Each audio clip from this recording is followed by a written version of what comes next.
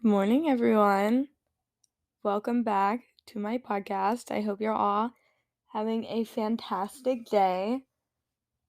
And if you're not, well, then good thing you're here because this will probably brighten your day right up. So, this is the second episode of my podcast. I know you've all probably been chomping at the bit waiting for me to release the second one, but I'm just one person. I can only work so fast.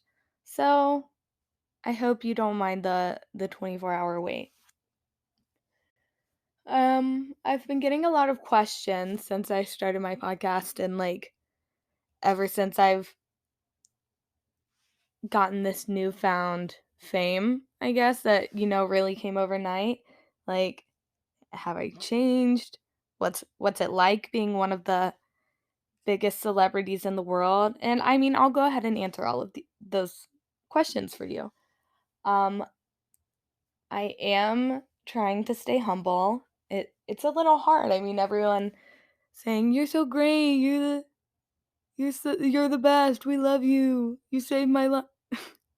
you sa- you saved my life. Yeah, okay, that's going to go to someone's head. But, I'm trying to just, remember my roots, remember where I came from, and I'm just trying to stay humble. And yeah, that's where I'm at right now. Anyway, for today's episode, I was originally going to talk about some things I've been loving recently. I'll give a couple examples, a couple of teasers, but I'm not going to go into too much depth because I'm definitely, going to include these in one of the upcoming episodes. Recently, I've been loving one, the Bob's Burgers movie, of course. If you know me, this is obvious. If you don't know me, you'll come to learn about my certain connection, love, obsession with Bob's Burgers.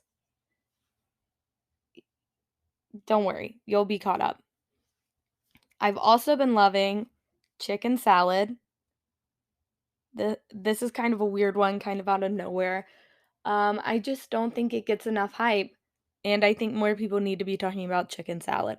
But I'll get into that. And lastly, something, I don't really want to get political on this podcast, but it's just something I feel like I need to talk about. MasterChef Junior. This season, I've just never been so invested in a reality TV show in my life. MasterChef Junior has completely taken over my mind for the past, I don't know, like a month. And for those of you who don't know, it comes out every Thursday. So this Thursday, I was so excited. It's the semifinals. I love all of the kids in it. So it's, really a Sophie's Choice type thing. I'm going through which two kids do I want to go to the final? It's something I've really been struggling with, but I'll get over it. Okay, I actually lied. I do know who I want to win. I don't just know the two MasterChef Junior kids that I want to go into the finals. I know I want to win the whole thing. But, now that I have such a powerful influence and now that I'm really getting used to the new space I'm in, I don't really feel comfortable, saying which MasterChef Junior kid I want to win because I don't want to swing. I wanted to have an authentically. I don't want to swing the judges one way or another. I mean, I'm sure Gordon Ramsay cares a lot about what I have to say. So that's that on that. Anyway, so it's Thursday and, I get my snacks. I pop myself on the couch. I actually tested positive for COVID this day for the second time, even though I'm as vaccinated and as you can be. And, I just had it at the end of January, but, some of us are lucky and I got it again. Anyway, so it's actually Friday morning when I go to watch this. A little pick me up, a little COVID pick me up. I log on to the YouTube TV thing in my living room and I'm scrolling through the MasterChef Junior episodes and, I do not see the semifinals. And I'm like, what the fuck is going on? Where is it? And, I've been patient. I've already waited an extra 12 hours than I needed to. I thought it would be right there. I could fast forward through the commercials, don't even have to wait. No, it's not there. So I asked my mom, where is it?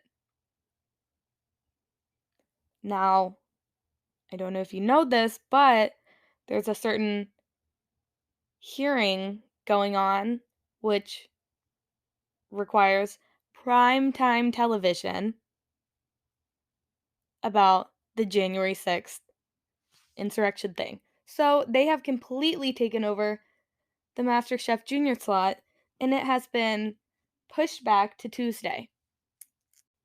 I know, you're probably really upset. You're probably as upset as I am, if not more.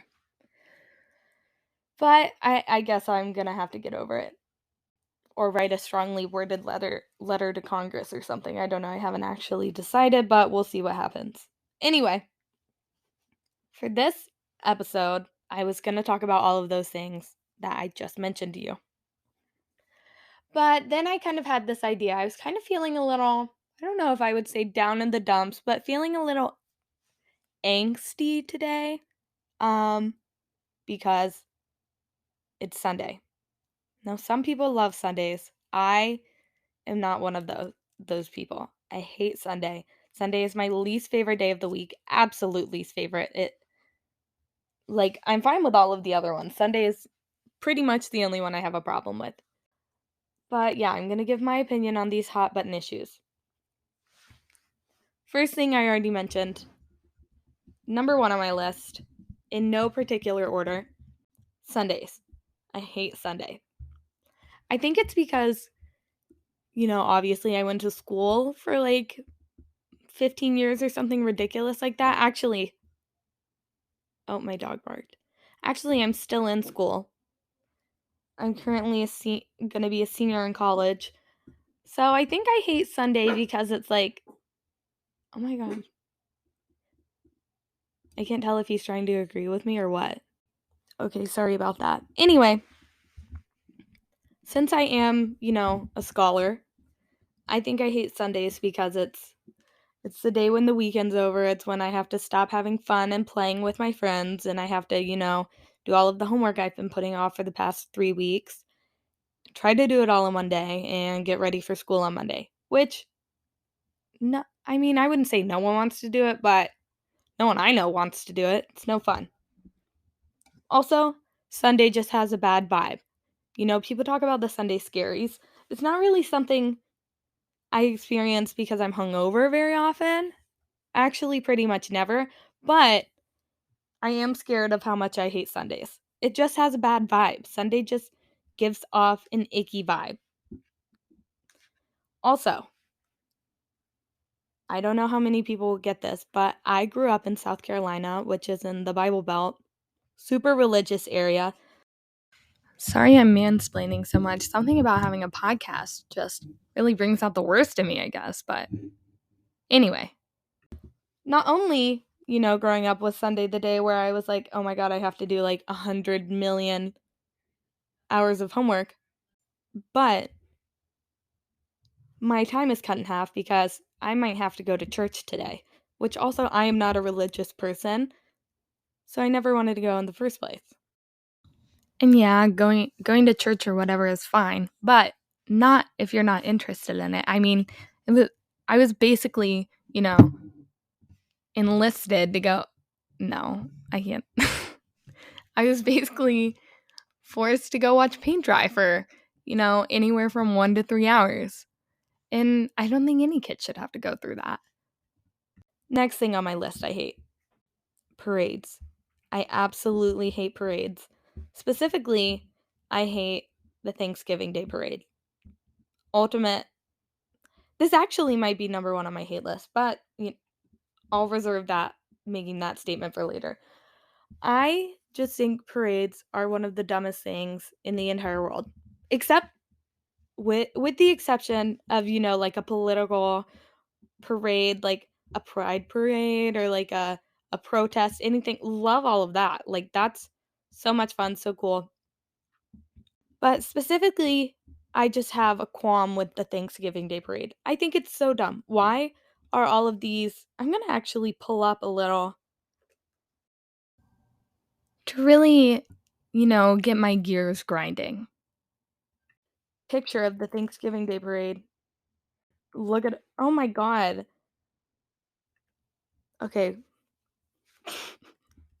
Right now I'm looking at a picture of Baby Yoda, the giant, balloon things. I don't, what? I don't even know what they are. I guess the balloon. And he's like under a net. He looks like he's been captured. I just hate it. Number one, all of the balloon things floating through downtown New York, they all look a little bit off. Like Olaf, I'm looking at a picture of the Olaf balloon. He just looks a little bit off. Like something's up with him. And I can't quite put my finger on it, but I don't think I need to. I think if you saw the picture, you would understand what I'm saying. I think the Thanksgiving Day parade is dumb. And when my family puts it on Thanksgiving, I immediately want to scream and cry and flip over the table with all of the food on it. And I want to switch the channel to the dog show. I think the dog show on Thanksgiving is objectively better. And I'll get into that another day. But I'll save that for a Thanksgiving special episode of this podcast. But I've got to move on. Oh, this is a big one. I don't know if this is a pet peeve or something I hate or, a little bit of both. Or maybe they're all the same thing. As you may know, probably not. Because I don't know any of you except for my mom. Hi, Mom. Anyway, some people have a little bit of this thing called anxiety. I am one of those people. You tell me what restaurant we're going to. Unless I'm like with my family and I'm with a trusted group, I'll be, and I don't know why this is. If I'm going out to dinner with like, my close friends, my family, I don't need to look at the menu 4 hours ahead and know exactly what I'm going to order. If I'm going out, say, like with a friend's family or a group of new friends or like the family of my significant other, I'm going to need to see that menu at least 3 hours before the dinner so I can annotate it, go through every item on the menu, really rank my choices, and be able to make a confident decision when we arrive at the restaurant. Also, another thing, dinner is my favorite meal of the day. And as I often say, it's one of my favorite hobbies. Going to dinner is one of my favorite activities. So I really like to make an educated choice. You only get, well, I guess you don't only get one dinner a day. If you want more, go for it. But typically, there's only one dinner a day. So I like to make that experience the best that it can be for myself. So anyway, I'm getting to the point. I hate when I get to a dinner and everyone's looking at the menu. I already know what I want because I looked at the menu 3 hours ago, but I'm like pretend looking. I'm like, ooh, this might be good. Ooh, okay, yeah. Ooh, maybe I'll try that. Caesar salad, whatever. I hate when I'm looking at the menu and then someone just pipes up and they're like, what if we just like ordered a bunch of stuff? Like a bunch of like random stuff off the menu and shared. When I hear that, a concerning amount of rage is unlocked in my body. Yeah, it scares me. It probably scares the people I'm at dinner with too, but I'm just sitting there and I'm trying to, control myself. Because not only have I decided what I wanted for dinner 3 hours ago and gone through, Venn diagram after Venn diagram trying to decide what I wanted to be my final selection, but I'm also somewhat of a picky eater, which, oh, and I have a food allergy, which really also limits my choices. And I know what a lot of you are probably thinking. You're probably thinking, "Oh my god, you have a food allergy? That is so embarrassing." Yeah, I know. And you might be also thinking that food allergies are natural selection, at its finest. But I'm here with a counter argument, and that counter argument is hot girls have food allergies. So I'm gonna put that out there. So anything with shellfish in it can't have. And then, I'm picky, which I get is my problem. But it does mean that I'm not gonna want to share 5 random dishes. I'll share appetizers any day of the week, but not entrees. And yeah, and I know as you're listening to me talk about how much I hate sharing, when someone just says, "Hey, let's share some entrees. Let's just order a bunch of random stuff." I know you're probably thinking, "Oh my god, this is one uptight little lady." But I have never claimed to be easygoing. And I will have no problems as long as I can pick my own entree. So if you want to call me uptight, then I guess I'm uptight. That's how I feel about that. Now, I know I probably sound like I'm complaining a lot, which I am, but this is my way of getting through the Sunday scaries. I mean, if you're feeling a little icky on the little icky, sticky, wicky, little, a little, a little icky on the inside, sometimes you have to let that shit out. And I mean, honey, that's what I'm doing right now. I'm letting it out. And and honestly, I mean, none of this stuff that I'm talking about really matters that much, except for, I mean, I'll let you decide if this matters. But these are all just dumb complaints. The next thing I absolutely hate Times Square. I think it is so scary. All of the people walking around. This kind of relates to the my qualm with the Thanksgiving Day parade. I absolutely hate seeing the people like dressed as Elmo, who it looks like Elmo just like fought a battle against the sewer rats of New York and climbed out of the sewer, and now he's trying to get you to take photos with him. It's terrifying and I hate it. Not only there's also like scary Paw Patrol people and like all sorts of like I don't know, Blue's Clues characters. And they all look like they just went to battle under the tunnels of New York and climbed out and are now trying to get you to take photos with them. And I hate it. And it's scary. Also, I've been to Times Square at night, as many of you probably have. If you haven't, it should be dark, it's night. But Times Square, it's almost brighter at night than it is during the daytime because of all of the goddamn bill billboard light things. I don't even know what they are. And I hate them. And they're scary. And they're all just advertisements. And it's very, not to get political, but it's all about capitalism and like, buy this, buy this. I hate it. It's scary. However, Times Square, if you're listening and you're like, oh, we were just about to offer you like an ad, like a huge display for your podcast. Yes, I will accept. But I will not go visit it myself. And now that I'm going through, and kind of seeing where some items on my hate list kind of overlap, I think I might just have a problem with New York as a whole, New York City as a whole. I actually know that I do, as a visitor. Not my favorite place, but I'll get into that another day.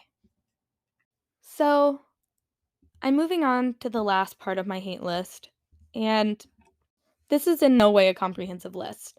I'm sure there are many more things I could put on here, but I just wanted to highlight, the top like 7 things I hate. So I've already talked about 4. The last 3 things. They all happen to be related to old white men. I don't know if that like is a coincidence or what, but I'll just, throw that out there. The first of these 3 things that I hate, Mount Rushmore. Mount Rushmore is terrifying. I hate it. I can hardly bring myself to look at a photo of it. Actually, I'll do that right now, though. Yeah, I hate it. It's so unnatural. And it's just weird. Their heads are so big, the presidents, and I get, yes, thank you. T I mean, Teddy Roosevelt, I'm pretty sure was the main reason why they built this, because he, like, started the national parks or whatever. Yeah, I love a national park. As long as I'm driving through it and, don't have to go hike up a goddamn mountain or anything like that. I am the biggest fan of the national parks. I love a national park. I, drive my side of the car, drive my window up to a moose, let me snap some paparazzi photos of it. I love that shit. But I mean, the second you try to get me out of the car and hike up a mountain, then I'll start, cursing Teddy Roosevelt's name for creating the national parks. But yeah. Thank you, Teddy. But no, I do not need your giant ass head carved into the side of a mountain. It's something I can't get behind, and I refuse to get behind it. Next thing I hate, related, in this realm, Colonel Sanders.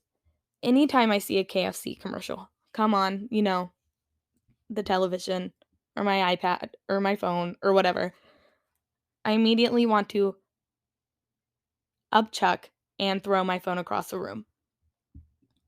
Colonel Sanders, for some reason, is so terrifying to me.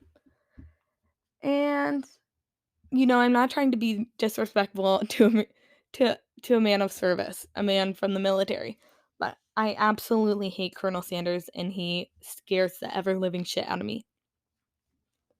And I'm pretty sure it could have something to do with the fact that he's like his brother is like a serial killer or something. I'm pretty sure Colonel Sanders is in some way related to John Wayne Gacy.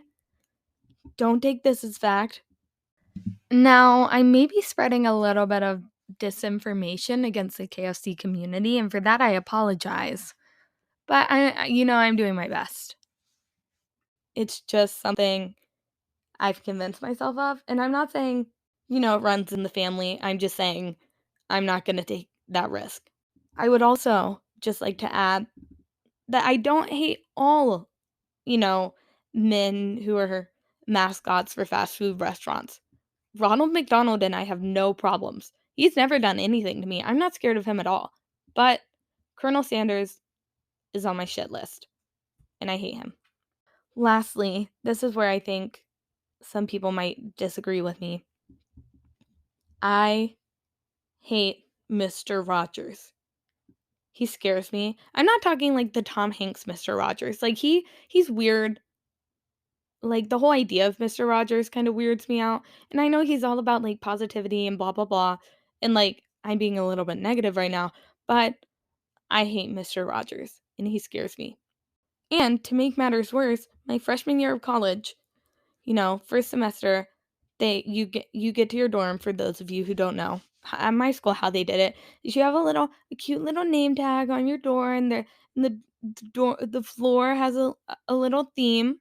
My floor's theme was like astrology, zodiac, and we all had little star constellations everywhere. How fucking cute is that?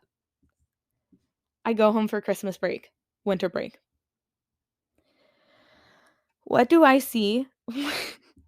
What do I see when the elevator doors open on my floor? I'm lugging in my suitcase that, I have all of my spring clothes packed, even though we got sent home for COVID this semester. Little did I know.